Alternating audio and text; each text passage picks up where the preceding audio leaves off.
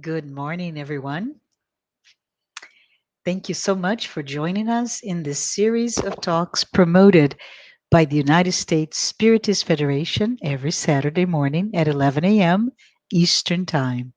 Today, I am so very happy to be here and host our talk where Rejane Plane will be talking to us about the mysteries of the universe.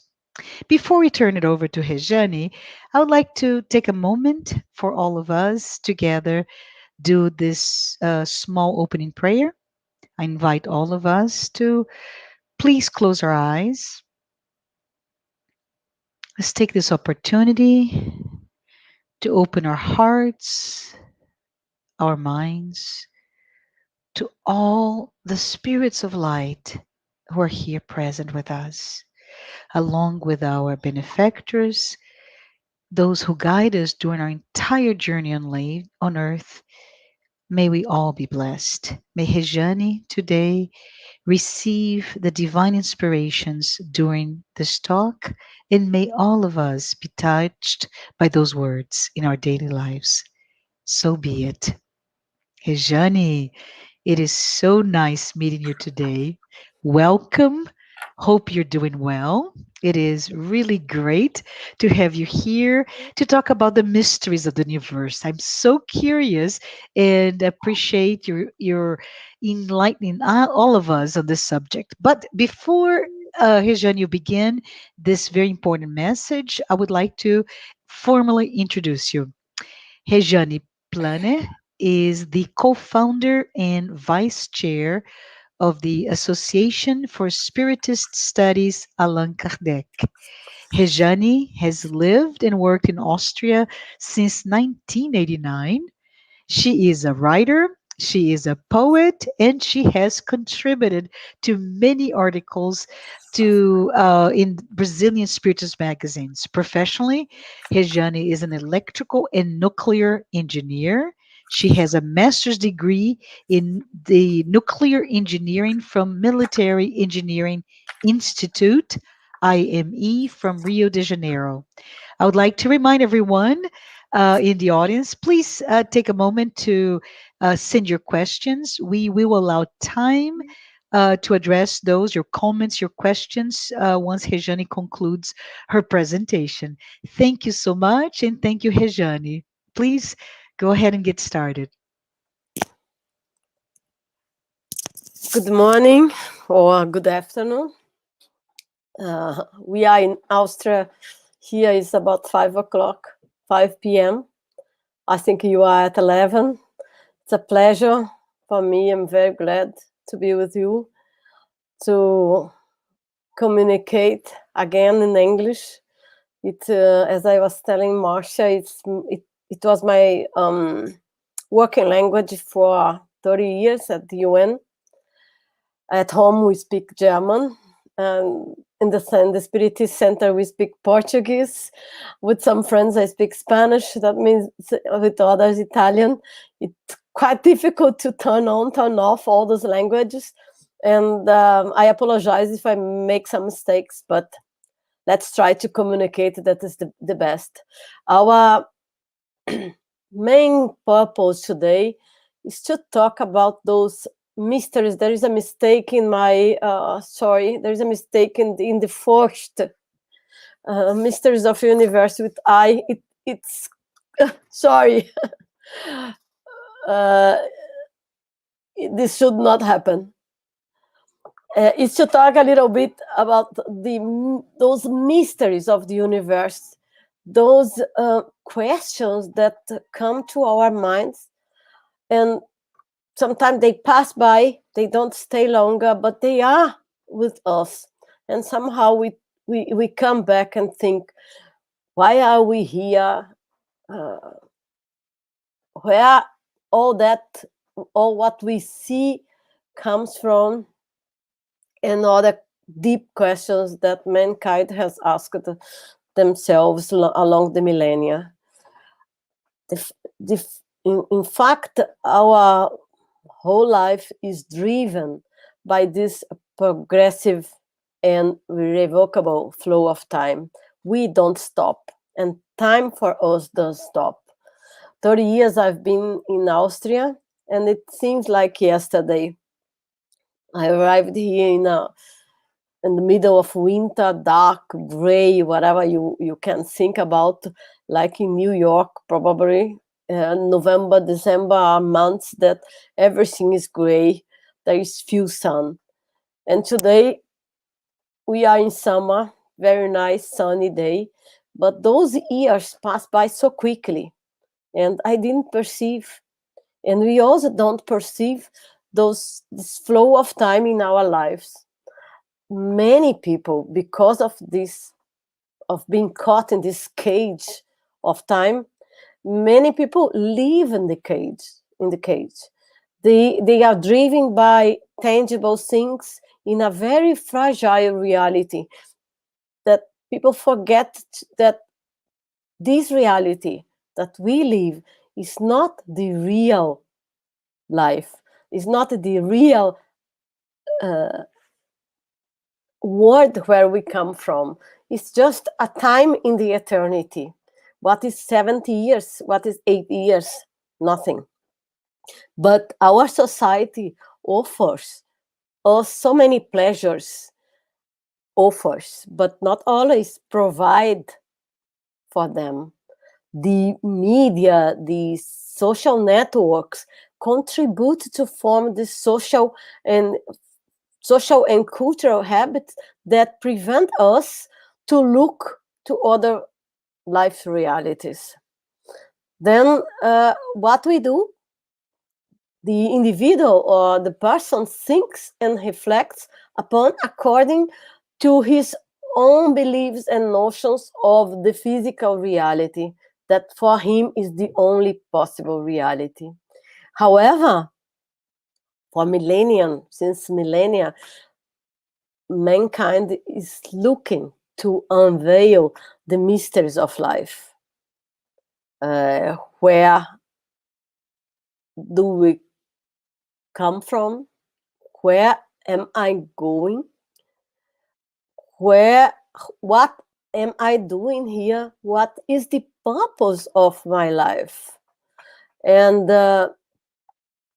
many philosophers, thinkers have reflected upon those questions and have interrelated them with science.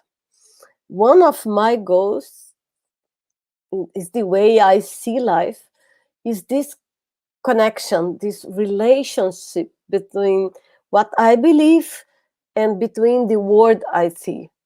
And I cannot see the world without the point of view of science, as I cannot see the world with the point of view of my inner life, of my beliefs. And of course, one of my beliefs is in the immortality of the soul. The other is the reincarnation.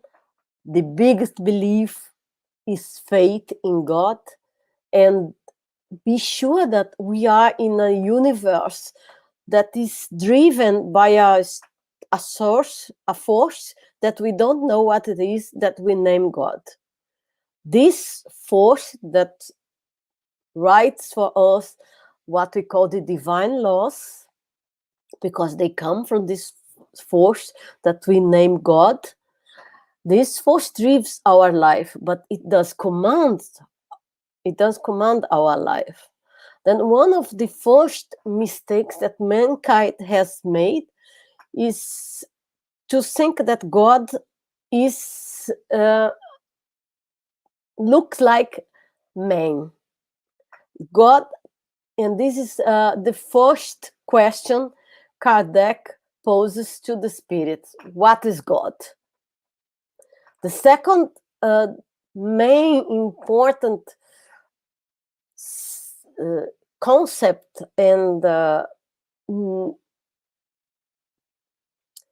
thing that we need and that we look for a better understanding is the origin of life.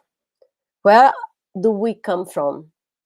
And in the origin of life, we can think in two ways: where we come from as people, as spirit, as soul, and what is the origin of the universe, and we will talk about the two things. The other is the spiritual life. How is this infected, this spiritual life? How is life in the other side of the world? The fourth, reincarnation, the cycle of life and death. If we don't face that we are here for a certain period, that we experience this reality, this life reality for a certain period only, and that we continue living in spirit as souls in another reality, then most of what happens around us will not make sense. And reincarnation gives the other step in this understanding. We come back. If we today fail, if we don't succeed in some of our experience, in some of our of those challenges that life imposed to us, we have an opportunity to learn again this lesson. Of course, not in a very pleasant way, probably, because mistakes will impose a reaction in this universe, like when we throw a, a stone in a pond, it makes some waves. So our mistakes in the or our failures to follow God's laws, God's divine laws in the universe, they have consequences, and we'll have to face those consequences. That means responsibility is within what we are.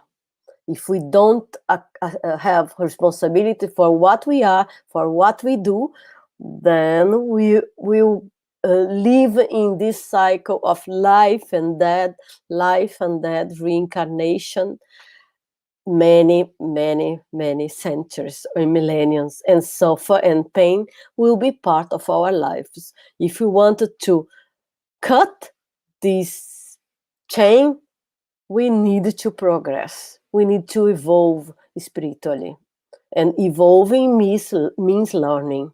Learning means learning the reality of this world and learning the laws of the universe.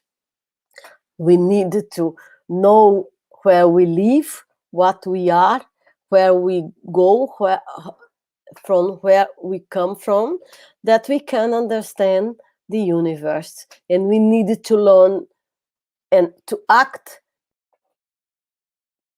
within the divine laws or the moral Christ laws, that we get in harmony with this universe. Then the sovereign laws of the universe are as well as important as we are, because if we don't follow them, we'll get disturbance, and we will disturb the universe, and we have consequences in our life from those disturbances. Kardec put that very easily, much nicer than what the way that I'm saying here in Spiritism, when he built this doctrine, this beautiful concepts that Spiritists bring us. Then for me, and I believe for you that are listening to me here, Spiritism answers the essential life's questions. Science try to answer some of them.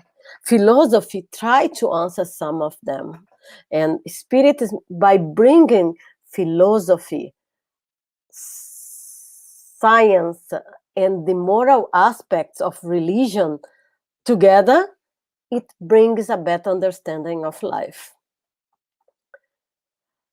Then we will focus here in basically two aspects of life, of all those questions. The first, what is God? As I've said before, God is not something that is not someone that is similar to the humankind. This was, I think, the mistake of religion. putting God in its anthropomorphic way concept. For Kardec, for us, God is a force. Is a force that is the creator. Is this intelligence, sovereign, with sovereign wisdom and goodness. The creator of the primordial, the first elements that gave origin to life, or that give origin to life, because God creates always. So said Jesus. My Father works constantly, always. Then God creates what? According to Spiritism, God creates the intelligent principle and the material principle. Then we are talking here about what is the origin of life in two aspects: the origin of the universe and the origin of life of us. Science talks about only one aspect. Science talks about the origin of the universe. When science looks at the origin of life, they get no answer, because how to explain that suddenly someone who was alive, all its work, his bodily functions start dying, stopping, the cells die, and suddenly there is no life force. And how to explain that these two cells that combine themselves at the conception will generate a new life, a new human being, a new animal, or the seed will bring a flower. Those are mysteries that science explains somehow, but this life force is not explained by science, neither by none of the philosophy that we know in our days. Then God creates our universe and creates in these two the intelligent principle and the material principle. But before we go for that, I don't want to forget to mention that when we study Kardec, when we read Kardec, we need to think that Kardec lived in the 19th century. The codification was published between 1857 1868. At that time, the universe was conceived as an eternal and unchangeable universe. The universe was the Milky Way. In the 19th century, this was the universe. Now, look how different is the universe today, in 2021. We have now a dynamic universe. There are stars that are being born, stars that are collapsing and dying. There are many galaxies. The whole observable universe is over 13 billion years old. I mean, look the difference. Then when we read Kardec, we need to think that the spirits that provided the answers to those mediums that Kardec could make the doctrine, could write the doctrine, they also have to adapt their knowledge, their wordings to their terminology to Kardec's time. Then much of the way that they talk about time, universe, life, is using those terminology. It's important because many people think, okay, Kardec is old. We are in the 24th century. Why should we listen to someone from the 19th century? with such a language that we cannot understand today. That is not true. Kardec, the bulk of the doctrine, is as much true in the 19th century as it is today. And we'll see that when we compare Spiritism, the basic concepts of Spiritism with other doctrines, with Buddhism, with Hinduism, with other truths that we believe in this world. A truth repeats because it's a truth. If it's not true, it will disappear. I apologize. I have two screens here, and now I don't know where is my PowerPoint. Got it. Thank you. Then science at the 19th century was also marked by many new discoveries. When we talk about in the Genesis about the formation of the earth, we have to keep in mind that the principles of geology were discovered by Lyell in 1830. And Kardec wrote the Spiritist book in 1857. That the origin of the species by Darwin was published in 1859. That the table of elements came in 1869 after Kardec. That the laws of magnetism, and this is quite important, were written by Maxwell in 1873, and the electromagnetic waves came in only in 1887. Why we are talking about that? Because magnetism was already known between quotes in Kardec's time as the magnetism, what we call in Portuguese passes, the giving the bioenergy, a biomagnetism. But electromagnetism was not really known. The electrical force, how they say, and the magnetic force were known. But the two, when they are perpendicular to each other, they form the electromagnetic force and waves. This was not known. And this is basic. Time and the space. At time of Kardec, time was not seen as a relative, because it was introduced as a relative by Einstein in 1905. Like the concept of space-time together and space-time as a dynamic concept, let's say, it also came only with Einstein.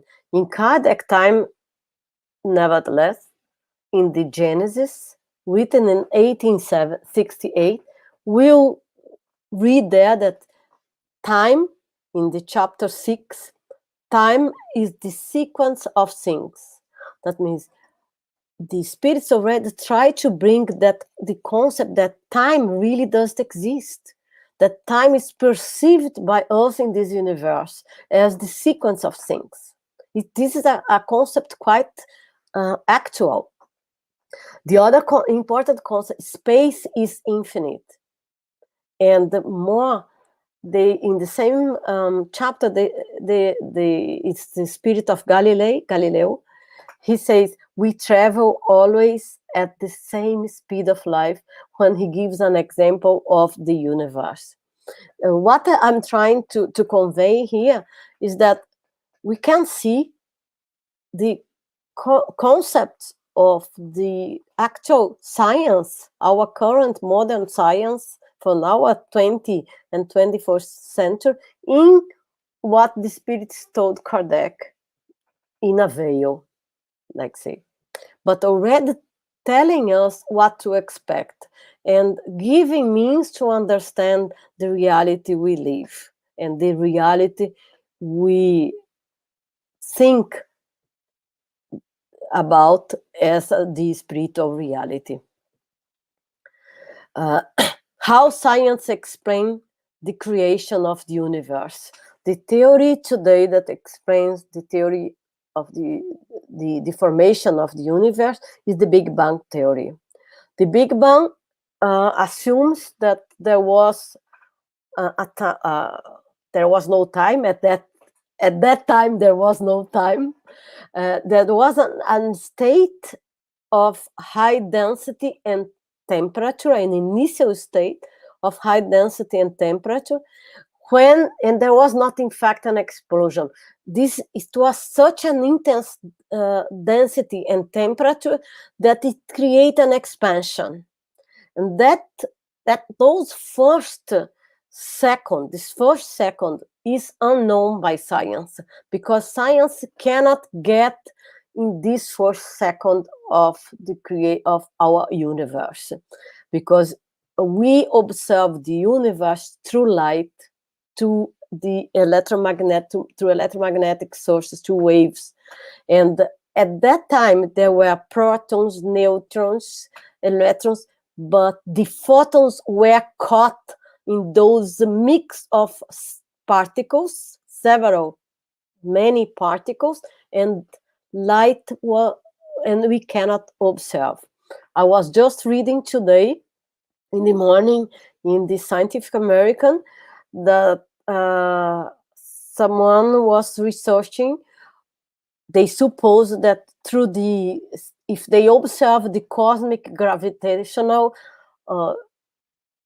wave, they can infer, they can look at those first seconds of our universe, but at the moment we cannot. Then the Big Bang also say that light came only after this first second, and the atoms were created after 379,000 years. The first atoms were the hydrogen and helium. And this we can observe today in science through the cosmic background radiation discovered in 1964. Then now, what I want to call your attention is when you read the Genesis, mainly the chapter 6 and and following, keep in your mind this theory and look at the Genesis, how Galileo Galilei explained time and space and the creation of the universe, and you see the similarity. Now, after 1.6 million years, we have the star and galaxy, and our whole universe was created. Now, what we know from the Spiritism, much more than that, because this explains only how matter was created, but we wanted to know how we are created.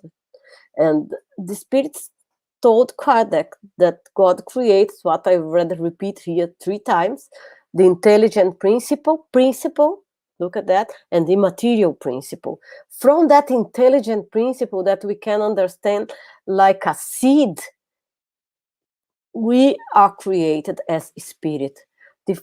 Initially, we are a simple spirit. We have the seed of intelligence. We have the seed to discover ourselves and to learn. And through learning, we will grow, we will progress, and we will reach higher evolutionary levels. But how do we grow? We grow by knowledge, learning knowledge, and learning the universal laws, the moral laws.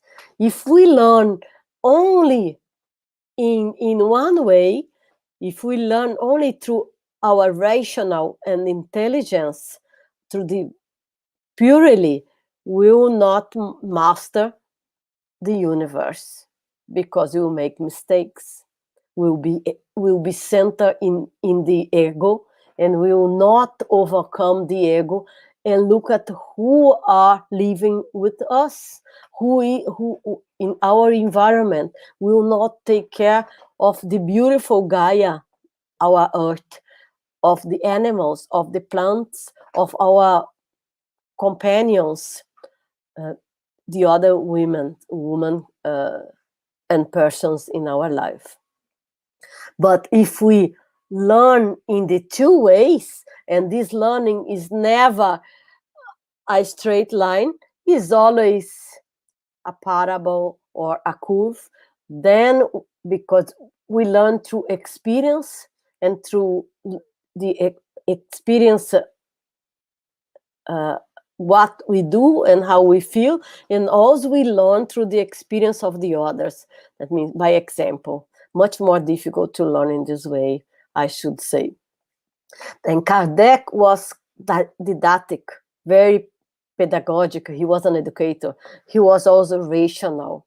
And then this is why he started dealing in the first chapters of the Spirit book with the essential questions of life. He clarified the general elements of the universe.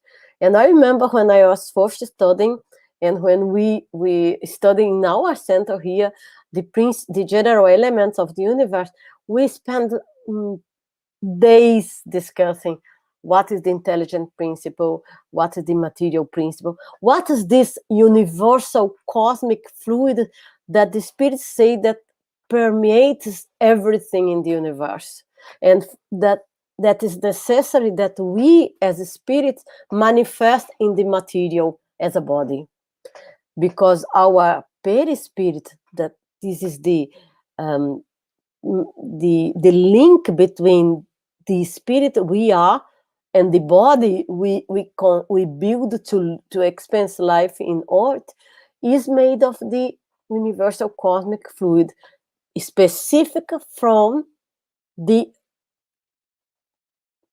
world we live.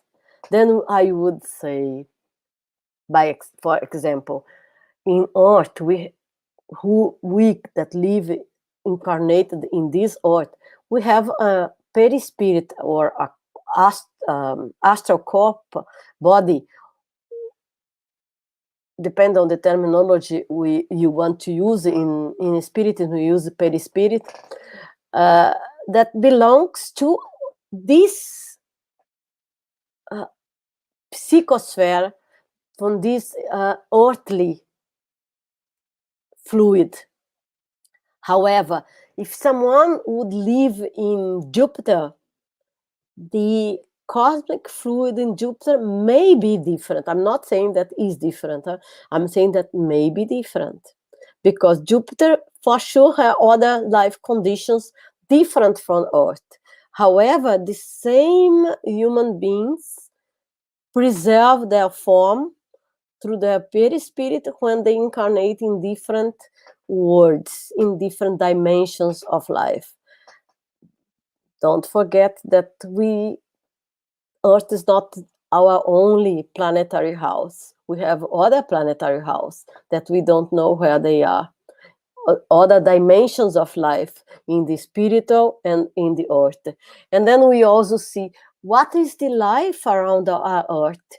When our body died, and when we pass to the reality of the spiritual life, what we'll get will be still in this psychosphere of the earth, and will have in our perispirit the same cosmic fluid, a little less dense, because when it is connected, linked to our body, it has more of those maybe atoms or matter or that belongs to here, a little bit less, but still will bring with us what we are here in emotions, in psyche, and some stuff that we bring with us. Then the beautiful of this philosophy, religion, science that is the Spiritism, is that it unveils for us that we are an intelligent principle of the universe. I, Spirit, Rejane, I'm here, Rejane, one living this life, but I'm not Rejane. I'm much more than that. As each of you are also much more than the name and the person that you are in this life. We are a collection of all experience that we have lived. We are a collection, the collection, let's say, or we have the luggage, in another way of saying, of all we have lived. And this is stored as memory in the spirit, or in one of those bodies that makes the perispirits, that brings that links our essence as a spirit with our body. And for me, this is the astonishing and most beautiful discovery as a human being, that we are an intelligent principle. It means that if today my intelligence cannot go much further, maybe in the next life I have added a little bit to this life, and I will go further. And if today I cannot be the good or the best or the angel that I would like to be, with time I will progress, and I will one day achieve that stage, because this is what the spirits and this promise us, and this is what Jesus promised us. Through evolution, we'll get there. The evolution and the sense that we are all linked, that together, from the most primitive atom to the archangel, who incidentally also began existed as an atom, is not it is said also by the spirits in the when they answer question 540 in the spirits book. That means it's not science that is saying that we are connected. It's not something that is hocus pocus or esoteric. It's a truth. And we can perceive that. We can see this influence around us. And today, science is almost there to prove that. Or I would say almost there, because they always think that it's missing a point. But when we think that the cosmic gravitational wave exists, and they think they will be able to prove, and this cosmic gravitational wave is of such a high energy that they think they will need equipments not as big as the LIGO in America. The LIGO is one of those apparatus that help the astrologists to in cosmology to measure and to observe the stars and the universe. That means we understand that we are getting science there, or we are approaching science and the spiritism. The other, in evolution, there is one sentence that we read, and people say that's from Leon Denis, and I repeat here 3 times, because it's not only from Leon Denis. It's one of those wisdom that comes from long time ago. This sentence teaches us quite a lot. It says that we evolve from, in this earth, from the mineral to the vegetal to the animals, till we come to the consciousness of the humankind. And I translated, and pardon for my poor translation, I translated Leon Denis. The others I could get in English. Leon Denis said the intelligence is snoozes in the plants, it dreams in the animals, it awakes and knows itself and becomes conscious in man.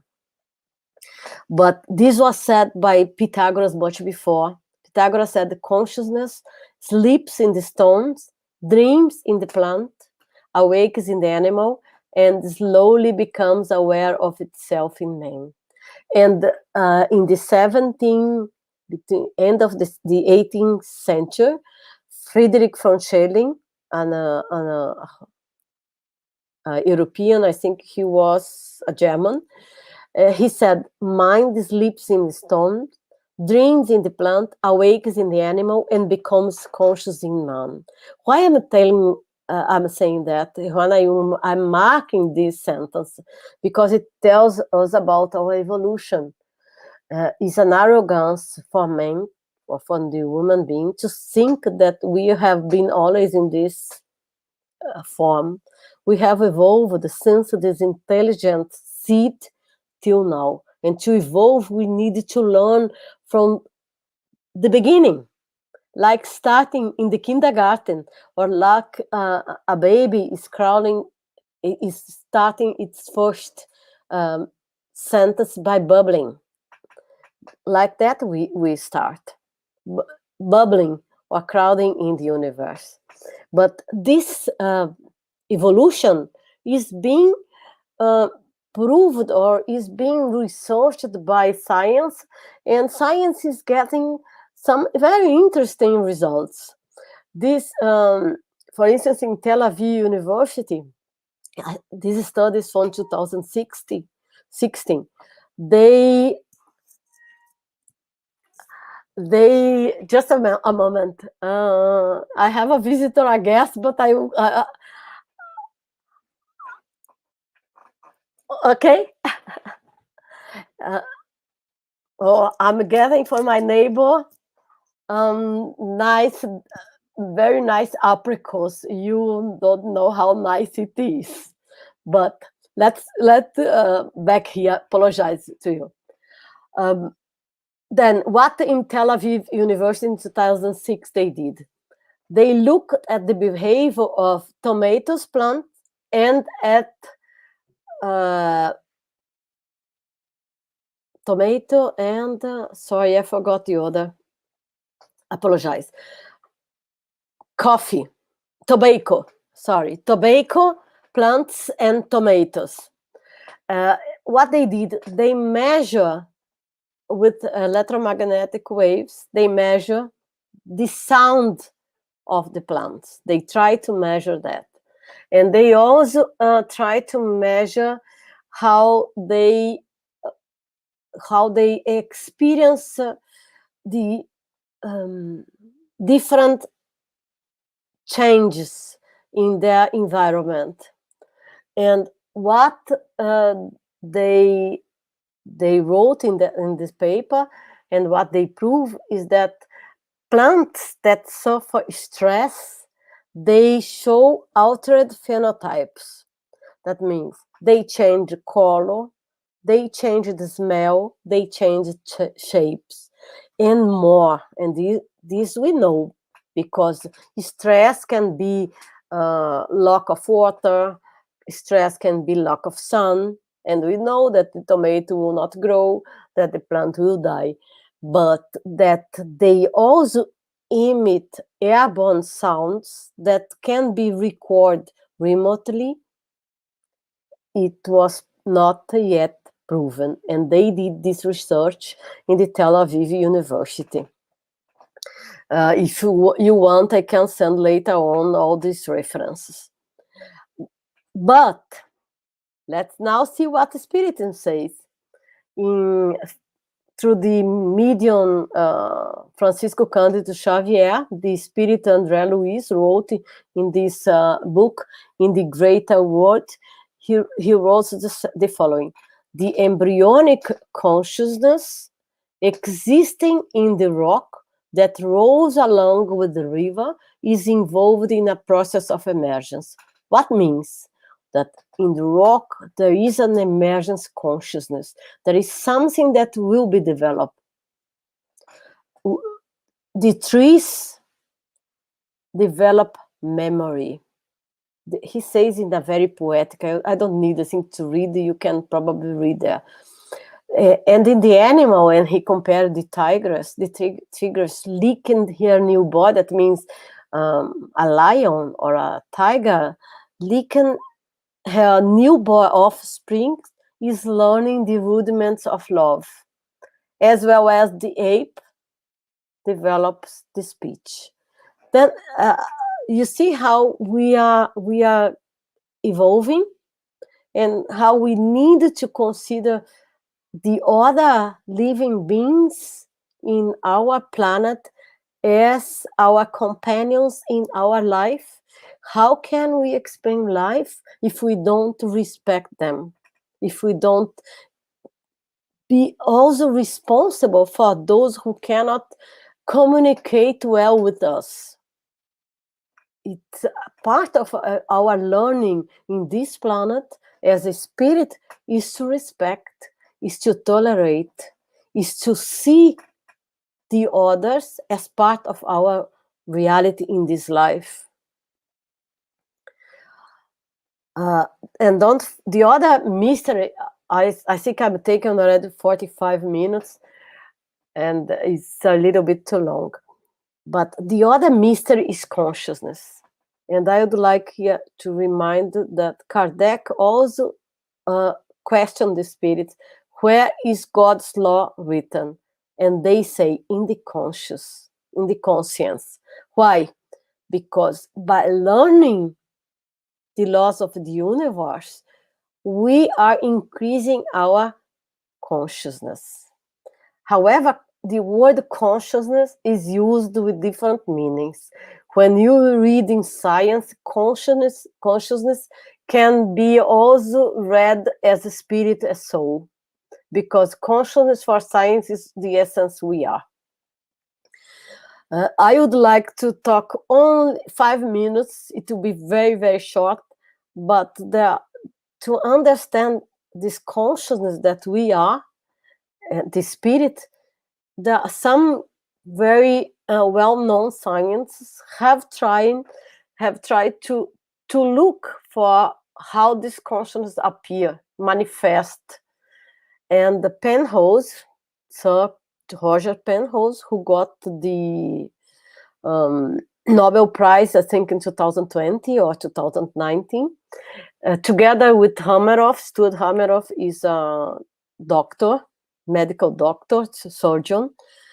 They wrote a theory, many articles, and one of the theories that they wrote is that consciousness manifests through biological quantum process. But the first approach they had, it was quite materialist. But then when they already in 2014, 16, they expand their approach. And I had the big pleasure, I would say, in my life to meet Hameroff already 4 years ago. More than 4 years ago, 2016, and we were in the same hotel, in the same conference, and we had good chats. And he's not materialist. At least I couldn't see that. He was quite a deep and one of the most intelligent person I've met. And they also say that there is a consciousness that could be deeply related to the operation of universal laws. That means they are intrinsic. They have intrinsic role in the universe. What they are trying to say? They are trying to say that the universe, in their language, that the universe manifests because of the creator, because of this biggest consciousness that is the creator, or this force that is the creator, that living in our universe, it's marked through the cosmic fluid, universal fluid, through the spirit that is in the universe. When the spirits tell Kardec that God makes the intelligent principle and the material principle, they separate, but the things are linked. They are together. One is needed to manifest the other. But for our understanding, we have this lack of understanding through our evolutionary level now. They have to separate, to analyze in pieces. There is another scientist, Matloff, there's much more recent, that also researching in another look in his a physicist and a professor of physics and astronomy at the New York City College of Technology, just near where some of you are.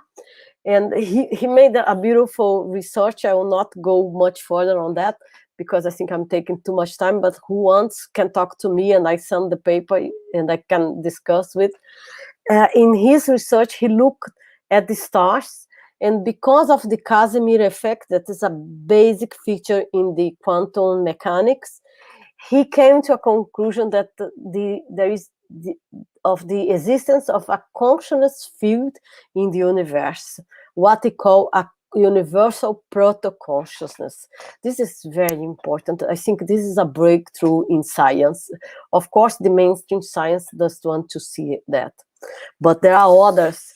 A part of Penrose, Matlov, I would I could mention others researchers that goes to this what they call panpsychism, but it's not panpsychism. It can be seen also as the spirit as we understand in the Spiritism.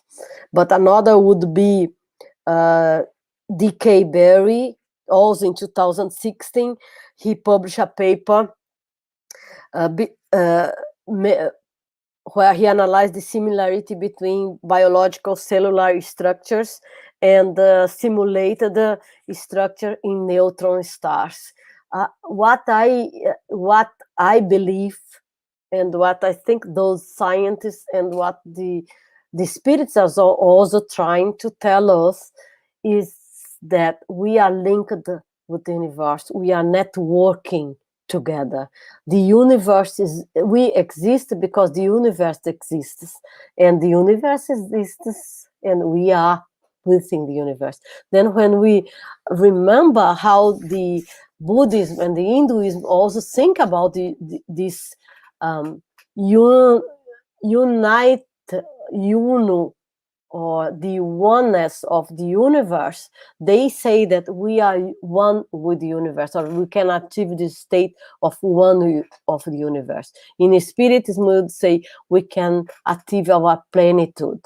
We will be angels, archangels, or higher spirits. And with that, I could go on a little bit more, but I think with that, we finish, leaving for you to think how beautiful is our life in this universe. When you uh, at night or in the morning, when you can look at the sky and you see the stars, remember that there are many words up there. We are just one word here. We can live here now, and we can live in other universes, in other dimensions of life. But in any life that we will live, we will need to follow the moral laws of the universe. And the biggest law is love. Without love, we don't live. Thank you.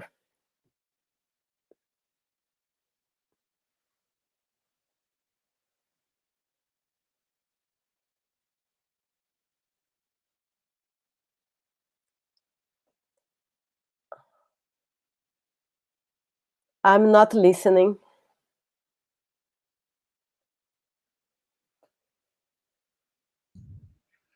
Hi, sorry for that.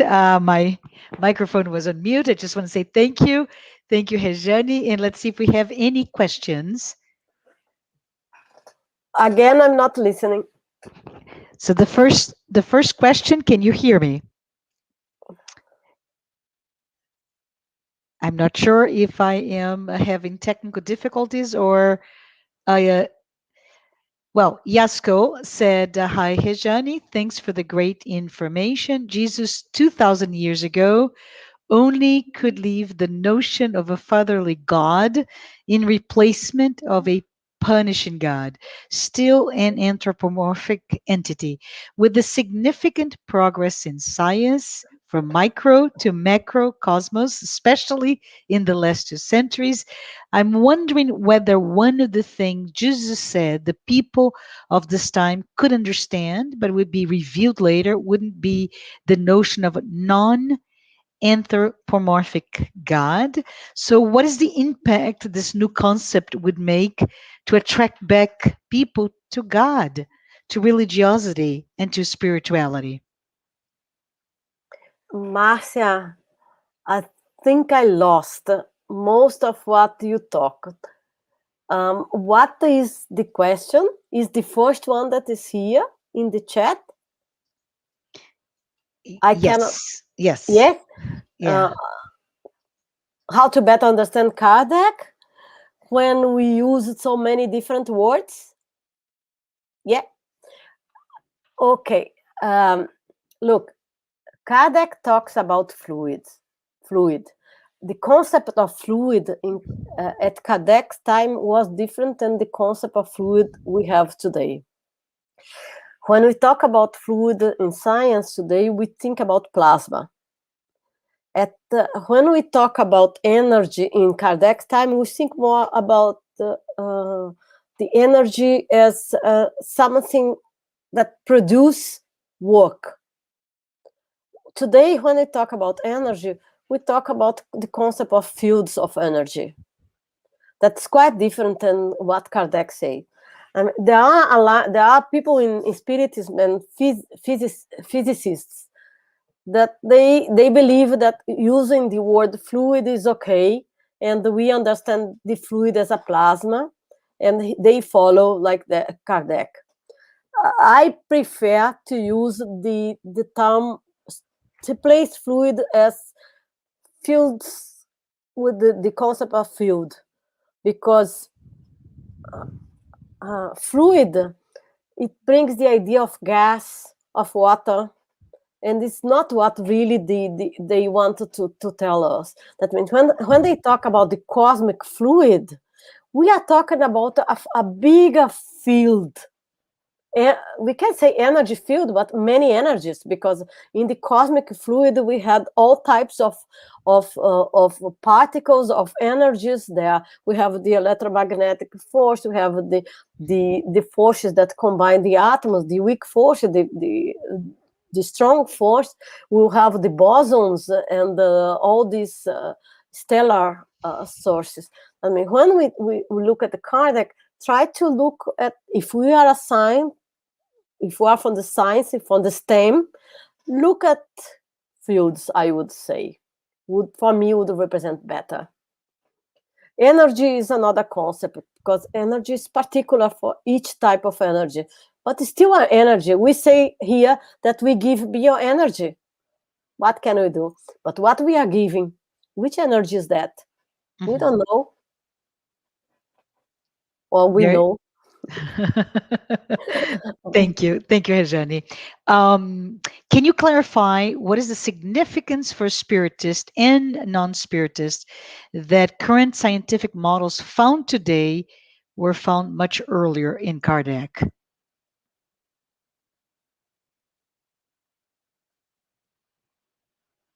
I'm not sure if I understood correctly the question, but for us spiritists, I think Kardec brings us the knowledge, that a knowledge that was hidden. He Mhm. unveils some mysteries. For the non-spiritisms, I would say, for someone that does believe in God, it's quite difficult to explain spiritism. But, however, when we explain the moral part of spiritism, I think everyone will agree. Look at the current scientific models and link them to spiritism. For me, is a way to convey a message to those who don't believe, or who believe is not really the word, because when you know, you are beyond belief. You know, you incorporate this knowledge within yourself. And when we say believe is something that you believe today, maybe tomorrow you will not believe. The goal to bring the scientific theories, models linked with the concepts and the knowledge that Spiritists brought us, is to understand better that our science is progressing, but those spirits have already had more knowledge that we have now. 150 years ago, they already knew about time and space. They Mm. didn't say it, but they knew it. 150 years ago, they knew about the spirit. They knew about this proto, how they call here, proto consciousness of the universe. They don't call proto consciousness of the universe. And our science does want to go beyond the material, no? That is another problem. But I think this is the main purpose of linking both. Yes, absolutely. So Daniel, hi Daniel, said, "What is your thoughts about those who believe that when we die, we'll go back to the source and become the combined forces and intelligence of the universe?" I think what I maybe I'm not sure what I said, don't remember, but when we today we know the spirits in this earth who are incarnating the earth, we are all imperfect spirits. We are not such evolved spirits. Maybe 10%, with good guess, 10% of the souls incarnated in earth will be good spirits. Those that master the goodness and can live without making many unsuccessful experience. When we die, when we leave this body, we will have to deal with what we are. I don't think that we are going immediate to the stars. I think we will stay in this psychosphere of the earth, because we have in our perispirit much of this psychosphere. Mhm. If we are a very high evolved spirit, if one of us, maybe someone of us is, they can choose, like the spirit says that Dr. Bezerra de Menezes and Madre Teresa, Teresa of Calcutta, or Gandhi, those who have already shown in this life that they are evolved spirits, more evolved spirits, maybe those they can choose. And they say, no, I don't want to stay here in this psychosphere of the earth. I go beyond that. And then they go beyond to the level they belong to, but not beyond what they can. Don't forget that uh, the the stairs of the evolution are Mhm. infinite. Mhm. The stars are other things. Mm. The stairs of the evolution are infinite. We are at the beginning of them. We are just stepping the first step at the first steps of our evolution. Someone that is more advanced, like Jesus, is in the stars. And by the way, when those scientists talk about this, that they think that around those big stars, those peculiar stars in the universe, there is this proto consciousness. I remember that Jesus and the high spirits, they convene for a meeting in the sun to decide the, as the spirits talk to, I think, mentioned to Chico Xavier, I believe. Oh, I think yes. Uh, Divaldo mentioned this in one of his lectures, and now it's not in my memory in who got that through, which made who is the medium who got this message. But Divaldo says that before Kardec reincarnating in Earth, there was a meeting of, sorry, mistake, before Jesus came to earth, there was a meeting in the sun to decide the destiny of earth. If those high spirits meet in the sun, Mhm. there is a consciousness, higher consciousness there. Yes, yes. I can't wait until we have all of that scientific thoughts come to Sorry, us, right? yeah, sorry.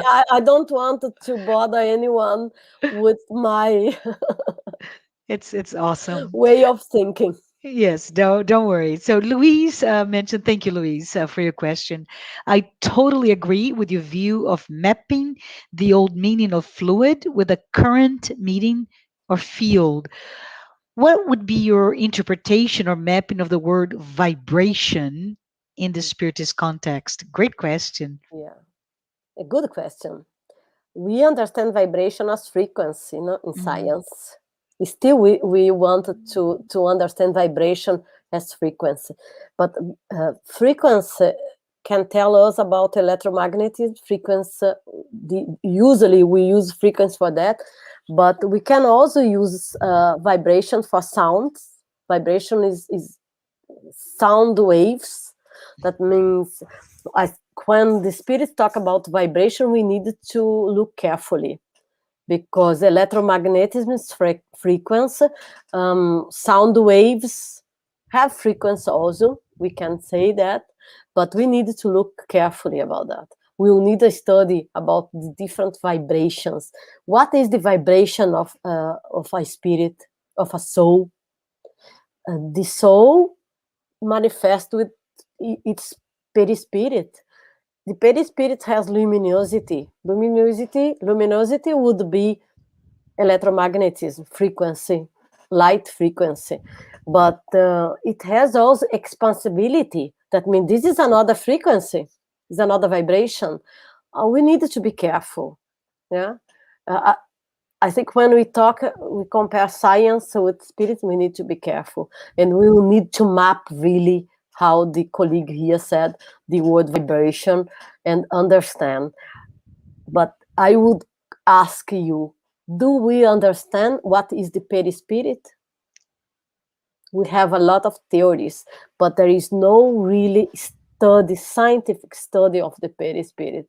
We study the perispirit through what we know from the spirits, from the communication of the spirits, then and from observation of mediums observation. Uh, Carefully.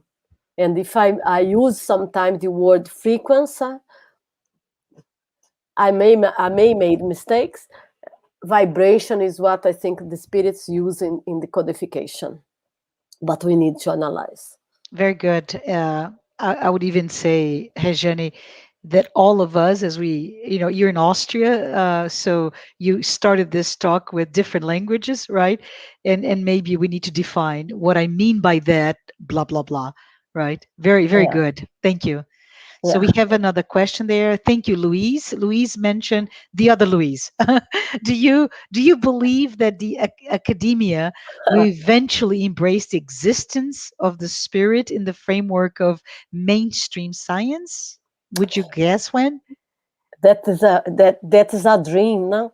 But I believe. Look, I'm a member of the Society for Scientific Exploration since 1992. I believe that the SSE, the Society for Scientific Exploration, that has the biggest minds of our time. Members of the society are Hameroff, Penrose, um, Sheldrake, so many that Stevenson, Tucker, all of them are there, and many more that I don't remember. They don't represent the academia. They don't represent the mainstream science. Mainstream science is very conservative. And who make the mainstream science? If you read Scientific American and Nature, you see that who make the mainstream science of our time is money, is who pays. And this discussion is very much in the academia, or I would say in the journals and the newspapers that convey the thinking of the researchers and the scientists. It's not the mainstream science, but we are going there. one of good source of um, new knowledge, and those who are breaking the ceiling of science is the society. Uh, in the 90s, there were this famous project in US, the Star Project. Everyone who is interested in paranormal or anomalous phenomena knows about it, the Stargate Project. And who was in where one of the labs of the Stargate Project was in Princeton, the Princeton University. Princeton University makes the mainstream science. This lab, after 30 years, was closed because the main founders of the lab retired. Means are questions that we can just give our opinions and try and continue fighting that the mainstream science changes, that we break the ceiling, like we women are breaking the ceiling since the 19th century. Point for us. Awesome. Awesome. Thank you. I think we have another question, and we started with this one earlier. It's cut off, but we'll let's read it, and then I'll ask the question. So Yasko, hi Yasko.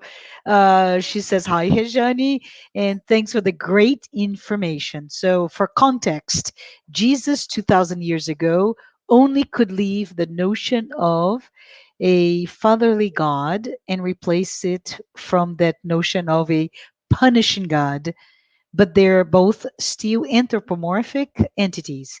With a significant progress in science from micro to macrocosmos, especially in the past 2 centuries, I'm wondering whether one of the things Jesus said to the people of this time couldn't understand, but it would be revealed later, which is the notion of non-anthropomorphic God. So the question is, what impact this new concept would make to attract back some people to God, to religiosity, and to spirituality? That non anthropomorphic God. I don't believe that this is a new concept. Okay. First, I don't believe that. Many philosophers of before Kardec already tried to put this the concept of God, non-anthropomorphic God. There is, of course, in society and in humankind this concept, because we inherited those from so many centuries, millennia. The Greek already had the anthropomorphic gods. We start as humankind in the earth, or living the first primitive people in this earth, didn't understanding what was going on in their surroundings, already had fears of the rain, of all the forces of the nature. That means the anthropomorphic God is an evolutionary path in the humankind. But I don't believe that is a new concept. The non-anthropomorphic concept is a new concept. It's 150 years old, or much older than that.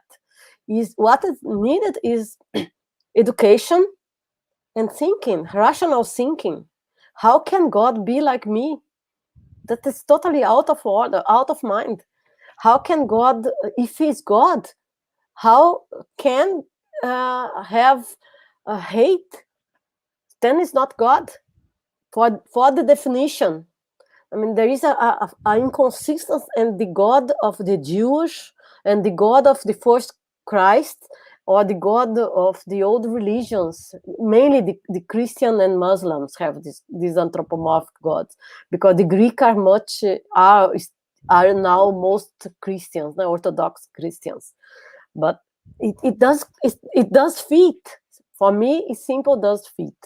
It's easy to explain for anyone that does believe in God. And even very, I was discussing with very young people last Sunday, and one of them said, "I don't believe in God." And I said, why don't believe? And his argument was exactly that, because I cannot believe in an anthropomorphic God. And I said, good, then we can discuss. I also don't believe in this God. I wrote a good, I say a good, I'm sorry, not being arrogant, but the International Spiritist Council published the review, the Spirit Review, is again published the Spirit Review. The first new issue, I published an article called Mine, Yours, Our God. Everything I think about God is there. Much better than I could here explain in 2 minutes. If you want, is Yasko Arakawa, I can send you. It's also available at the internet, in the International Spiritist Council website. This is great. Thank you. Thank you so much. We are approaching the end. I don't know that we have another question. So I just want to say, everyone, thank you. Thank you for being here. um, it's so great, it's so enlightening, and I love your call for action to see God again through science. I love when you said, let's look at the sky, let's look at all the possibilities that we have at our hands. So in any case, Rejane, we want to thank you for being here today, for your time, for your generosity of putting your ideas together and providing us with so many food for thoughts that we find with Kardec, but also with science. Thanks, everyone. Thanks, all of those who were able to watch this live talk. For all of you who have been following our weekly talks, and please note, we resume our talk next Saturday, July 24th at 11 a.m. Eastern. At that time, Andrea Marshall Nato will be speaking about spiritual responsibility. But Mhm. Rejane, before we close, I would ask you to do us a favor. Can you please say a prayer? Yeah, thank you. Thank you, all of you. Apologize if sometimes I got mixed up with the language. Being at home during this pandemic is not easy. Uh, let's close our eyes and go within ourselves, trying to connect over the distance and thinking of this creator, force of the universe, Lord of the universe and of all of us, to inspire and guide